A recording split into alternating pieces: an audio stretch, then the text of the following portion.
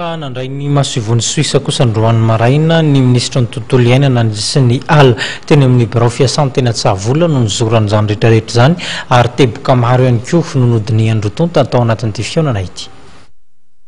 Andriamatoa Eric Mayoraz masuvoan'ny Suisse ireo fikambanana tsy miankina amin'ny fanjakana miasa ho amin'ny fiarovana ny tontolo iainana no niraisin'ny ministra ny tontolo iainana Andriamatoa Antel Maraparana androany maraina teny amin'ny birao fiasana teny Tsavola. Arak'izany dia niresahana bebe koa ireo fomba iarahan'ny firenena rotonta manamafy ny fiara-miasany eo amin'ny lafiny fiarovana ny tontolo iainana ary tafiditra ao anatin'izany ny fanapahariana ny drafitra entina hanadiovana ny sehatry ny tontolo iainana na ny plan d'assainissement hodinihana ny Genève ny volana Desambra ho avy izao. Zareo Suisse moa zany tonga teo mikasika amin'ireo misy organisme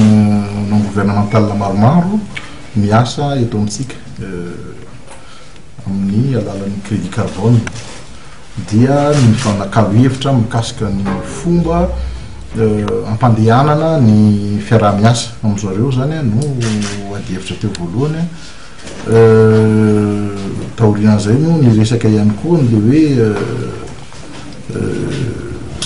ny fangatahana ny apoy an'izareo mahakasika les plans d'utilisation vous avez présenté ici en volana décembre en Genève. Zareo zany tsara rahantsika malala fa ny crédit carbone dia misy ny décret zay tamin'ny 2012 moa izy io décret mametraka hoe misy ny taxe 5% voafaritra tamin'io décret io zany dia misy arrêté d'application io izy fa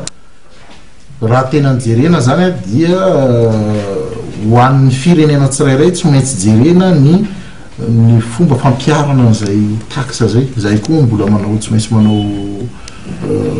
fanadihadina amin'ireo mpiara-miombonandro isan-karazan'ireo hoe tena mety ve nitazomana an'io sa tokony mila fanamboarana io décret io zay zany tena ady hevitra teo dia afaka 12 andro moa zany ho isy ny fiaonana amin'ny partenaire technique et financier maromaro izay mampiasa an'io crédit carbone io andinihana hoe ahoana ny anatsarana kokoa an'io décret io.